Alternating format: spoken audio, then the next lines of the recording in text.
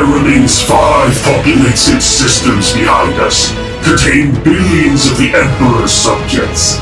There yet remain hundreds of these Tau, seeking to enslave them under the pretense of unity. I see the fire in your eyes, my brothers. You who have endured the heinous firepower of this foe. It is not an easy path we tread, not a simple objective we strive for, but this is the one that we choose. For Vulcan! For the Emperor!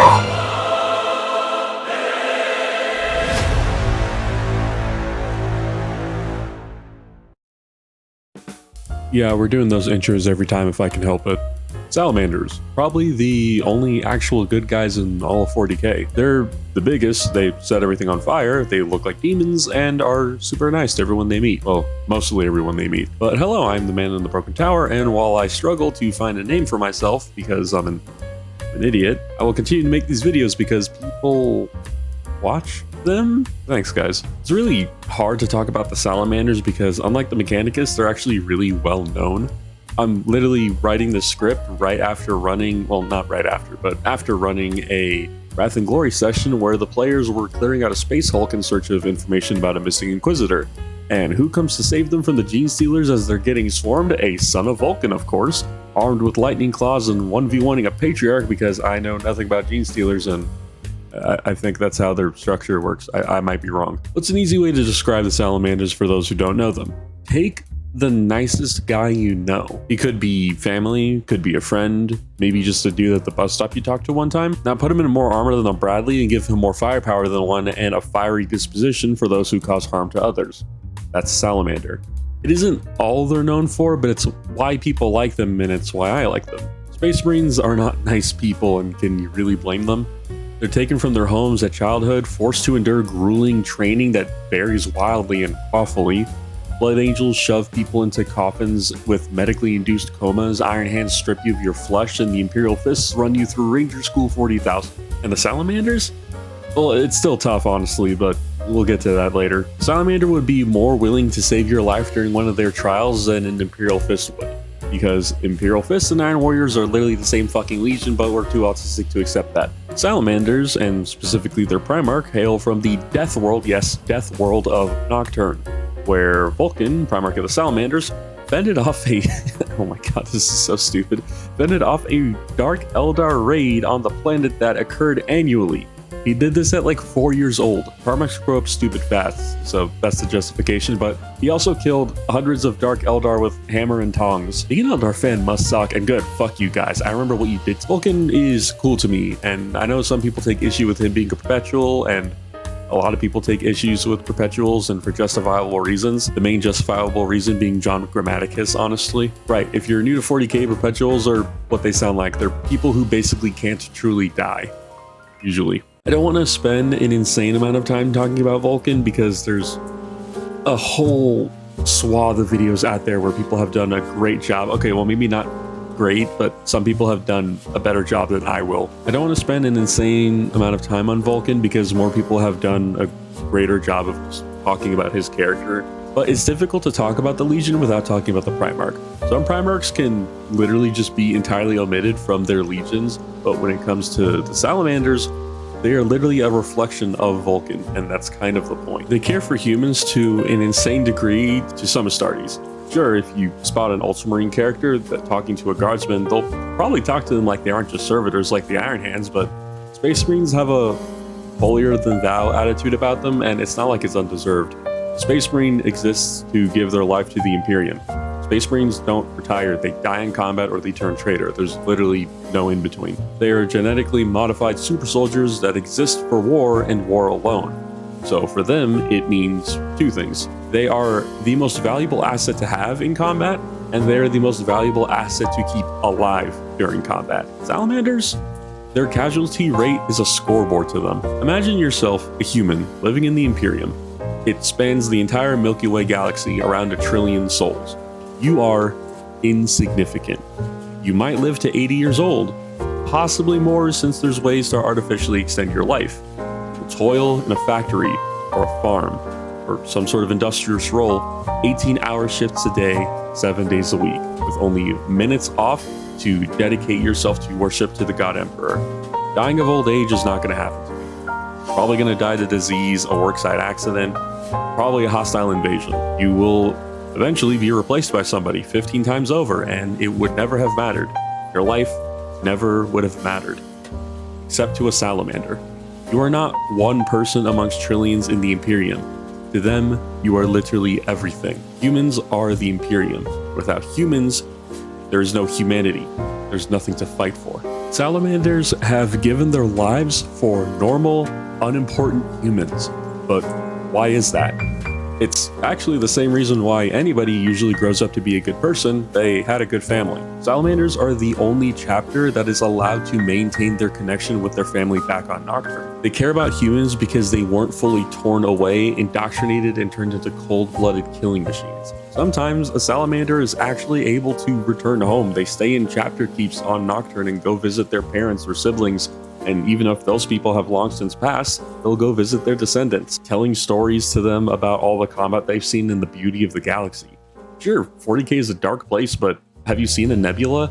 It's kind of crazy to think that in this universe you could be locked off your volcano planet, turn into a super soldier, fight the enemies of mankind, see the pillars of creation, and then go home and tell your mom about it. Speaking of fighting, we should probably talk about how the salamanders fight. It's fire. It's a lot of fire. These guys are arsonists.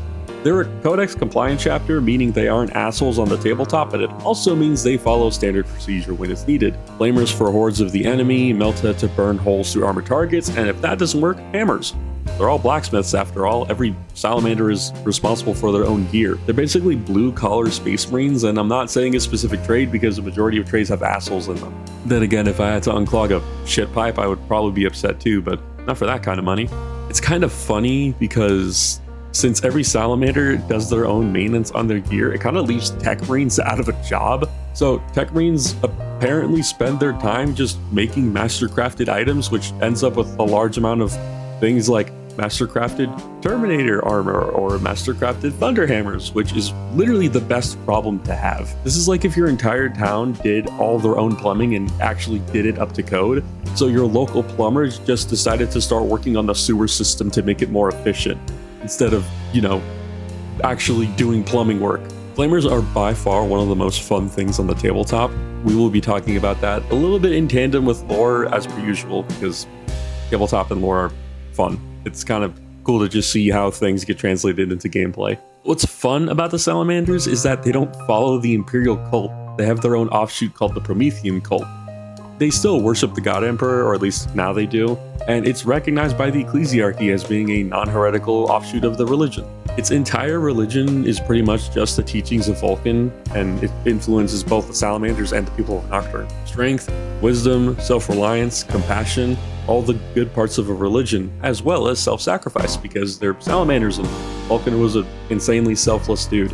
You know what the best part is that it actually worked. The Salamanders during the Horus Heresy had the least amount, if not practically zero, traitors. I might be wrong, but I can't find any traces online of Salamanders turning traitor during the Heresy, at least in canon, by name or otherwise. It's actually hilarious because I was looking at a list of known Salamander characters and 84 of them were dead, which was, I believe, more than half of the list. I could be wrong. The Salamanders didn't really have an opportunity to turn traitor anyways. A majority of them were killed during the drop site massacre, and they really didn't replenish their numbers till after the Heresy. And despite all of that, my man was there at the Eternity Gate, and he rocked Magnus's shit in the webway. You wanna know how fucking diehard Salamanders are for self-sacrifice? Spoilers for the Heresy, but you were never gonna read those books anyways. Vulcan created an item called the Talisman of Seven Hammers. Please correct me if I'm getting any of this wrong. But it was basically a compass, and Vulcan didn't remember what it actually did.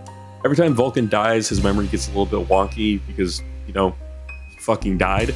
But the Talisman of Seven Hammers was a fucking dead man switch that he and Big E created. It would, holy fuck, this is so insane.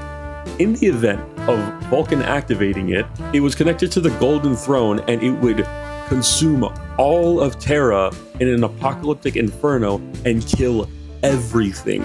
We are beyond exterminatus. This was literally an effort to wipe out the entirety of the invading Chaos Astartes, and whatever remained of the loyalists on Terra. It was to deny Horus Terra and his victory over the Imperium. It probably was going to work out because all the traitors made it to Terra, but not all of the loyalists. So by the time any remaining loyalists made it to Terra, if any traitors survived, they were going to get sandwiched by Gilliman and the Dark Angels. This would have been the ultimate act of self-sacrifice, and the only person who could activate this device was Vulcan. Big E knew that he was the only of his sons who would be able to see this to the bitter end. And even at the bitter end, if there was a chance, he would keep fighting.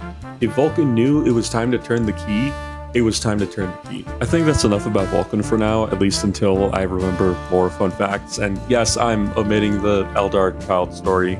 I know everyone makes jokes about it, but it's a much deeper topic than I can really do justice. Everyone assumes Vulcan hates Eldar, and maybe he doesn't like them, and he definitely hates the Dark Eldar, but he regretted killing that child, and it fucked him up for the rest of his life. I play Salamanders. I fucking hate Eldar, but Vulcan wouldn't want me to kill a child. Defend myself, protect humanity, sure, but parts of the Great Crusade probably fucked with him more than people think. There's a really beautiful comic, I think it's called Dear Emperor. I'll go ahead and post it in the comments if I get the chance, but I'd like to think if Vulcan found that letter, he'd do anything for that kid. The Salamanders don't have many characters, but the characters they do have, I find very fun. PTS aside, granted, it's actually, despite the fact that it's parody, I think it does the characters justice. Tushan is especially funny, and Heestan is my favorite, and the way they interact with Vulcan is just perfect. There are 2 characters on the tabletop right now, but there's 5 I want to talk your ear off about. Tushan, chapter master of the Salamanders, and he is the true embodiment of what it means to be a Salamander. He's humble, he's brave. This guy fought in the Second War of Armageddon when he was barely in the position of chapter master for 3 years. Rather than being in way over his head and trying to get his proverbial head cut off, he followed the orders of Commander motherfucking Dante, the goat of goats. You know how much your head cannot be in your ass for a space marine to be able to basically relinquish command over his own brothers to someone else? No other chapter would have considered that, and Tushan did it like it was second nature. Dante was far older and far more experienced, and Tushan realized that. This dude got to fight side by side with Yarick and Dante when he was fresh into a leadership position, and he fought against fucking Yazgul. And you want to know what happened when the third War for Armageddon rolled around? First off, why are there so many wars for Armageddon? But he was the first person to answer the call for aid. He had salamanders protecting purification plants so that refugees could have clean water in the middle of a war. And when those refugee camps were attacked by orcs and bombed by fellow Astartes, Tushan laid out the marine that called in the strike. I don't know how to talk about Heestan. He's the Forge Father, which doesn't really make him a leader per se, but he's responsible for finding the artifacts of Vulcan. Yeah, when Vulcan died during the War of the Beast, it was revealed that he had hid 9 artifacts across the entire galaxy for his sons to find. If all of them were found, he would return because power of friendship. That might actually be the reason. 5 of them have been found so far, and Heestan wears 3 of them into battle. The Spear of Vulcan, the Gauntlet of the Forge, and the Persei's Mantle. I think I'm pronouncing that right. On the tabletop, he's actually really fun to run. The Spear does decent damage in melee. The Gauntlet could be better, it's kind of just a flamer, but the Cloak gives him a feel no pain. And he has an awesome ability called Seeker of Lost Relics. Chooses an objective, and if he sits on it, his OC becomes 10. He has as much OC as a fucking Imperial Knight, just because Vulcan's Relic might be under that objective. He also gives bonus OC to Infernus Marines and basically makes them battle line, which is pretty neat. I just wish Infernus Marines had a better rule. There's not much lore on him, surprisingly. One funny thing is that Trazyn the Infinite has tried to take his relics and kill him for them several times, and he killed Trazyn several times. Trazyn might be responsible for the death of previous Forge Fathers, actually. After the Great Rift, that giant border where like the Eye of Terror split the galaxy in half, basically virtually impossible for Heestan to complete his quest currently to everybody but him. He saw chaos split the galaxy in half, and you want to know what his reaction was? Vulcan is testing me. The galaxy is split in half, and this dude said bet. Like I said, there's not much lore about him, but you know what? This is a great way to describe him. Rasputia Fire. Go listen to Emerald Sword right now. That is his theme music. Emerald Sword by Rasputia Fire. It's pretty much just all of Rasputia Fire is just Salamander's music. Go listen to it right now. I'll wait. It was a good fucking song, right? That song is fucking He Stan. That's the best way to describe him. Adrex Agatone, he is the captain of the third company, and the only reason I'm talking about him is because he has a model. He really doesn't have any lore. I'm noticing this a lot with Salamander characters, is that they don't have a lot of lore. He, however, is the furthest thing from a salamander as fucking possible. This guy is an Iron Warrior in disguise. Adrex, his whole thing is literally by any means necessary. He will still protect civilians, he'll do the Imperium's work, but he is not constrained by morals like his Primarch or his Chapter Master. Cruelty, pragmatism, and efficiency are his MO. That being said, he hates tyrants and oppressors. This guy has definitely turned a planetary governor into paste one too many times. This also means, because he will do anything by any means necessary, he takes his company into the worst fights imaginable. Because when you have a loose sense of morals, the Geneva Convention turns into a life split timer. Brother Sakan from Pariah Nexus, one of GW's shows. I would never tell anybody to get Warhammer Plus. I'd rather tell you to go sail the high seas, but it's fine because Pariah Nexus is one of the better shows that were made. I can't really talk about him much, but he's just a salamander, and it's great to see a salamander being animated and doing things. You watch him progress through the show, he doesn't change much, but his interactions with humans, the Sororitas, and an Ultramarine were just amazing. It really highlights the compassion that salamanders have even in the most dire of situations, especially when him and the Ultramarines start to argue and butt heads about their differences. If you want to have a reason to watch Pariah Nexus, don't watch it for Xerez, go watch it for Sakan. He's literally the best part of the show, and I'm so glad that he was a part of the show. Lastly, a purely tabletop character I fell in love with, and you sadly can't run him anymore. He's not even in Legends, he's just gone. Brearth Ashmantle, a Space Marine. I believe he was the captain of the 4th Company originally. I could be wrong, I don't remember, but he is a captain that was interred into a unique dreadnought chassis called the Iron Dragon. It is a near purely melee dreadnought with a reactor from basically the Dark Age of technology that gives it a machine spirit that is incredibly violent and has to be tempered by the Space Marine interred within it. There's rumors, I think, that Vulcan might have actually created the Iron Dragon, but nobody knows.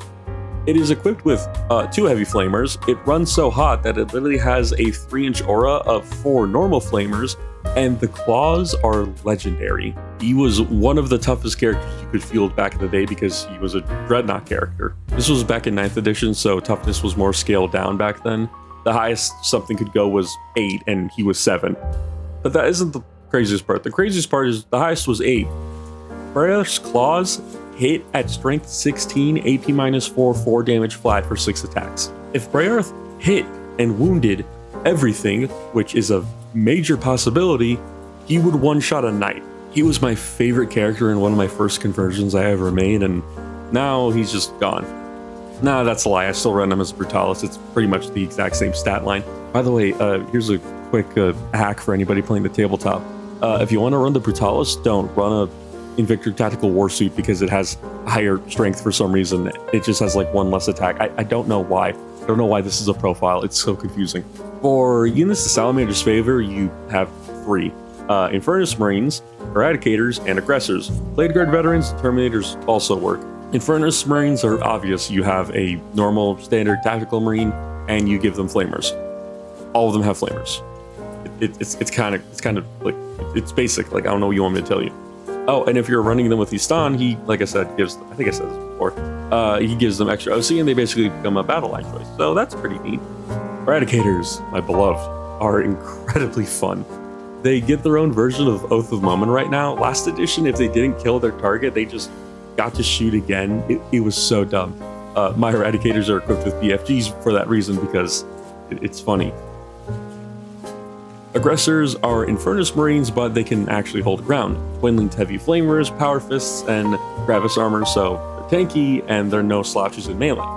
The current attachment for Sallies gives the entire army assault, which, after playing Renegade Raiders, I really like having assault on everything, and you get extra strength when fighting in close range, as well as Flamer and Melta stratagems. When you build an army for them, you're almost forced to build them elite, but Space Marines are kind of an elite army anyways, but it's purely because all the units the Salamanders want are incredibly expensive. Eradicators, Aggressors are horrendously expensive, and you want to take a full squad of Infernus Marines, so that also gets expensive. I talked about relics in the AdMech video, and I kind of want to do that again because Salamander relics are just so funny. they're not like that shit insane like Admech, but it's just a majority of the relics boil down to it is a better version of a normal piece of equipment because all the salamanders are master blacksmiths, also stuff with fire. Currently in 10th edition, we're missing relics, we just have enhancements, but the adamantine mantle is kind of wicked. It's -1 damage constantly, so a heavy bolter is doing as much damage as a normal bolter. But if you're getting hit with a flamer or a melta weapon, it reduces the damage by 1. Imagine getting hit with a multi-melta from a Sister of Battle and you just say, nuh-uh. It's so messed up. Back in the older editions, there were a lot more fun options like Drake Smiter. Drake Smiter was a mastercrafted thunderhammer that could take out tanks. And how could it do it, you ask? Well, that's because when your weapons are mastercrafted, they do extra damage. But Drake Smiter had the fun ability where on a wound roll of a 6, it just did 6 damage. This thing could one-shot a character for no reason. Dragon Rage bolts, I never understood them literally until today. It was a special kind of bolt gun ammo you could give to a character, and they were napalm rounds. They weren't like incendiary, they were just straight up napalm rounds. There was Promethean in the bullet, or the bolt shell, whatever you want to call it. You shoot it once, it only makes 1 attack, but when it hits, you make D6 wound rolls. Because you're blowing up napalm, you're shooting jungle jelly into a human being. It's not going well for them. The Promethean plate was hilarious. I used to throw this on top of my chapter master on bike because why not? Promethean plate is basically a closely guarded secret. It's kind of, I guess, like how we would view stuff like Damascus steel and like actual Damascus steel, not just like how cool it looks, but it was a closely guarded secret by the best smiths of the chapter, and it gave you permanent transhuman physiology. For those who don't know what that means, no matter how strong you are only ever wounding him on a 4-up minimum. A knight with strength 20 against a captainess with toughness 4? No, my friend. These shades are Gucci. Give me a 50-50. Nocturne's Vengeance was a mastercrafted combi flamer, which doesn't sound crazy, but then you remember mastercrafted gives extra damage, so you have 2 guns that do 2 damage, and one of those guns auto hits because it's a flamer. A lot of salamander relics, like I said, boil down to X weapon, but just better. And it's funny because the relics, this is honestly probably what all the tech marines were making because they don't have anything else to work on. I just like to imagine that before a battle starts, all the salamanders gather and they're like, Brother Bob has a mastercrafted heavy bolter. Can we just grab that? Yeah, sure. They don't take relics, they just take somebody's pet project. The script has 11 pages and we're already 26 minutes into this recording, and I need to edit this video. I know people keep telling me they want the videos to be longer, and I'm totally fine with that, but I have to edit this. And as much as I love salamanders, I think I'm actually kind of running out of things to say. Actually, no, never mind. Training for salamanders is done over the process of several years, and you learn under a master blacksmith, and after that, you do the same trials that the Vulcan and the Emperor competed against each other, which includes slaying a nocturne salamander or fire drake, which is the apex predator of a fucking death world. Imagine your final trial as a bog standard human. Actually, I guess you have cybernetics and like muscle growth and shit. You just don't have the gene seed at that point. Regardless, you're just a human. But your final trial is to hunt like Nergigante from Monster Hunter World. That's your SAT. You don't get a do-over, by the way. You just die. Oh, that reminds me how salamanders handle death. If you couldn't tell, these guys like fire. If you die off of Nocturne, and I think it's like sergeants or captains, I could be wrong, or I think it's just everybody actually, but you're set on fire and all your battle brothers stick their hands into the pyre of the burning corpse to burn themselves. If a captain dies and they're able to be taken back to Nocturne, they are put on like a slab of obsidian and lowered down into the lava of Mount fucking Deathfire. The 2 chains that are lowering them held by 2 battle brothers that burn their arms, and they do it in just complete synchronicity, so that way the burn of the chains mirrors both of them. Oh, and then when a new captain gets elected for a company, they have to get put on a pyre that engulfs them in a raging inferno as he takes an oath to be a captain of the Salamanders. If I remember correctly, I think if a salamander gets wounded, like to the point where they have to be put down, but an apothecary is not going to like put them down like a dog. They're instead stripped of all of their armor and gear and just told to go walk into the desert while they will eventually succumb to a fiery inferno because these guys are insane and I love them. What the hell? What else do I even say? There's so much about them. I had to skim the wiki like 50 times reading just for this script, and have this from memory. Oh, Vulcan set a world on fire because they were worshipping Eldar and literally killed everybody on the entire world, set it on fire, and said, I vow to protect this planet with my life because he's Vulcan.